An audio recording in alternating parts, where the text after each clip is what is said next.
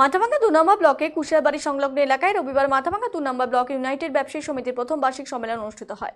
এদিন উপস্থিত ছিলেন ব্লকের বিভিন্ন বাজারের ব্যবসায়ী সমিতির সম্পাদক সহ বিভিন্ন বাজারের প্রতিনিধিরা। ইউনাইটেড ব্যবসায়ী সমিতির সম্পাদক মাথাভাঙ্গা 2 নম্বর ব্লক কমিটির পক্ষে মানিক চন্দ্র দে জানান, এদিন কমিটির উন্নয়ন নিয়ে সম্মেলন আলোচনা হয়।